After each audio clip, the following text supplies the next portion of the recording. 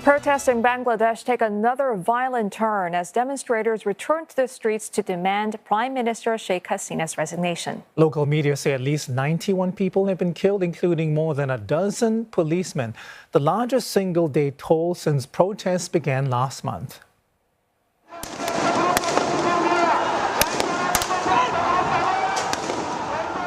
Police fired tear gas and lobbed stun grenades to disperse thousands of demonstrators. The streets turned into a battleground as protesters and pro-government groups clash in the capital Dhaka and at least 11 other districts.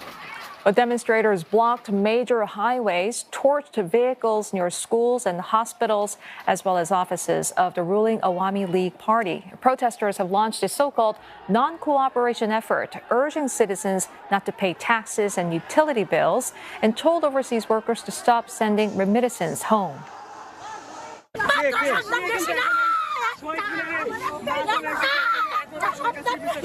আমার সামনে দেখি 5টা লাশ আসছে এরকম ছেলের দেখি মাথায় বুলেট এই জায়গা থেকে মাংস উঠে গেছে মানে আমি ভাবতে পারি না যে আমার দেশে এরকম মানে যুদ্ধ আমার নিজেদের মানুষের মধ্যে দেখতে হবে মানে লাশের পর লাশ আমি মানে কি করব সবাই ওখানে হাত পেতে দোয়া করে কিন্তু আমরা চাই যে এই সরকার মনে করেন পদত্যাগ করুন এবং এই দেশটা সুন্দর মিলে আবার যে আমরা আগের মতো চলাফেরা করতে পারি এই জন্যই আজকে আমরা রাজপথে এসেছি An indefinite nationwide curfew has come into force across the country. A 3-day general holiday begins today and a mobile internet shutdown is again in place. Human rights groups have accused Sheikh Hasina's government of using excessive force, something officials have denied. The Prime Minister said those who are carrying out violence were terrorists and urged the people to deal with them with a strong hand. The deadly protests began last month as student-led demonstrations over a quota system that was believed to favor supporters of the ruling party. As the violence escalated, the Supreme Court cut the quota to 5% from 30%. But more than 200 people had already died, and now the protests have morphed into a broader anti-government movement, seeking an end to Hasina's long reign in power.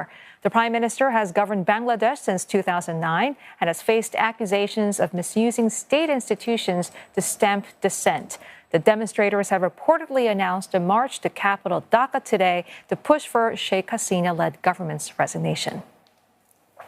For more on this developing situation, we're joined once again by Michael Kugelman, who is director of the South Asia Institute at the Wilson Center. Michael, good to have you back on the show. Let me start by asking you why this week has been described as crucial. What's going to happen over the next few days, Michael? Well, Monday is a critical day in that leaders of the protests have called for the nation to converge on the capital, Dhaka. The protesters have a lot of momentum. They're very angry, but they're also confident knowing that a good part of the nation is behind them. So I think that we will see large numbers of people marching on Dhaka in the coming days. However, the government has taken a very hard line against the protesters, and indeed it's been cracking down very hard on protesters. And as was noted before in your report, the Prime Minister has described the protesters as anarchists and terrorists. So neither side is willing to sit down and compromise, negotiate. The government has offered to negotiate, but the protest leaders have said no. So I fear that it's been a very bloody few weeks, and indeed Sunday was the bloodiest day yet, with nearly 100 people killed. But I fear that this confrontation could grow even more in the next few days if you start having more and more people coming out onto the streets marching on the Capitol. Not only marching on the streets, Michael, but protesters are urging citizens not to pay taxes or utility bills, calling for shutdown of all factories and public transport as well. Just how effective would this be as a tactic? And just how far do you think the protests will go? Well, this is the problem that the protesters, who are for the most part peaceful, are taking very hard lines, and because of the anger, we've seen protesters staging violence, and indeed they're essentially hoping to shut the entire capital down and great parts of the country down as well. And the government, I think, would simply exploit that to validate their narrative, which they have been putting out there for quite some time, that these protests have been hijacked by unsavory characters, by criminals, and so on. But I'll say this: that what we've seen over the last few weeks is that the protests, which have largely remained peaceful, have earned significant levels of public support, and that is because of the way in which the government has cracked down. I mean, in recent weeks, we had about 200 deaths, most of them caused by police forces and other state security forces cracking down hard. Children have died. UNICEF came out with a report in recent days saying about 30 children had died in these protests over the last few weeks. So I think that because the protest leaders and the protesters know that they have a lot of public support, that will embolden them. That will keep them going as well. So, and of course, we'll see how the government responds to that. I don't think the government is in the mood to be conciliatory. So no chance at all, Michael, that Sheikh Hasina is going to step down as the leaders are demanding?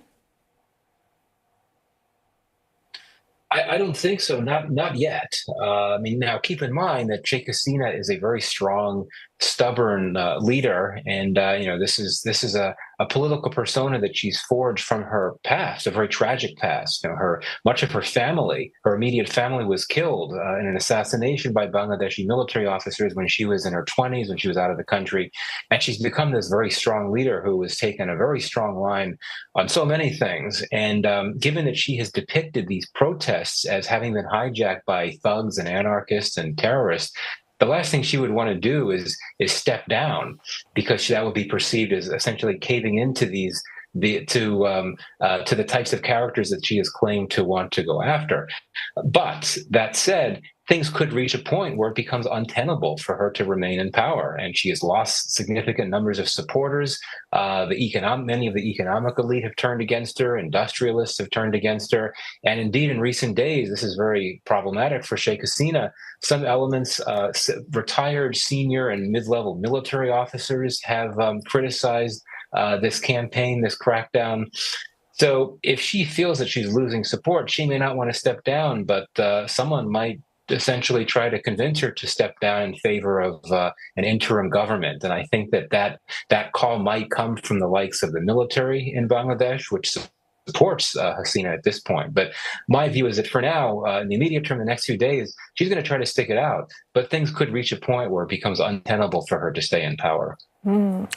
Michael, some experts say, those expecting liberal democracy to flourish in a post-Hasina Bangladesh will almost certainly be disappointed. Would you agree? And any idea who might be poised to replace her should the government be overthrown?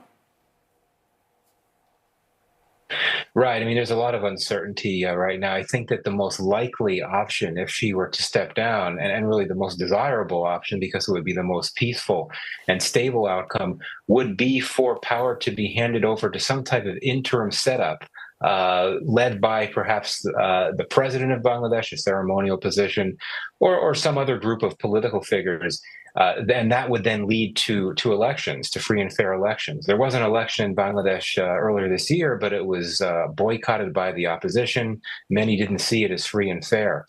The opposition in Bangladesh, the Bangladesh Nationalist Party, the other major political party, in addition to Sheikh Hasina's Awami League, does not have a good track record at all when it comes to good governance and respect for human rights and democracy. When the BNP has been in power in the past, you've had terrible levels of repression and corruption, to be quite frank. So indeed, if Hasina were to leave, if there were to be elections, and if the current opposition were to come to power, I don't think that things would become more democratic and so on, particularly because given the polarization in Bangladeshi politics right now, I think there's a strong chance that if the opposition were to become the party in power, that it would stage acts of retribution against those that had been in power before and that had cracked down on the BNP for so long. So it's really a very messy situation at this point. But I think for now, in the immediate term, the best outcome, if she were to step down, if the prime minister were to step down, would to be some type of temporary government that essentially holds down the fort until the country is ready for elections. Meantime, Michael, India calling the protests an internal matter. Being a key player and possibly the biggest power in the region, shouldn't New Delhi be doing something? Is there a reason why it's standing back for now?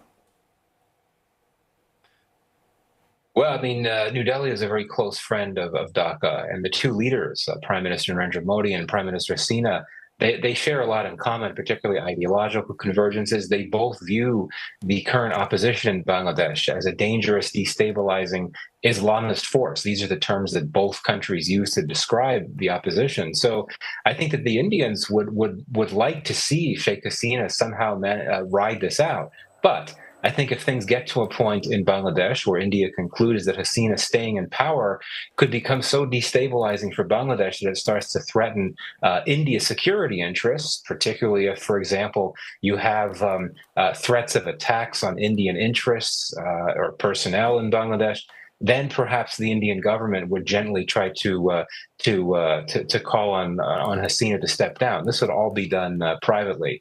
But I think that at this point, yes, I mean, the Indians are probably the most important external player when it comes to Bangladesh's crisis, because it's New Delhi that has the most influence and potentially leverage over a leader who really does not want to step down. Michael, we leave it there. Thank you very much for your time and for your thoughts this morning. Michael Kugelman is director at the South Asia Institute at the Wilson Center.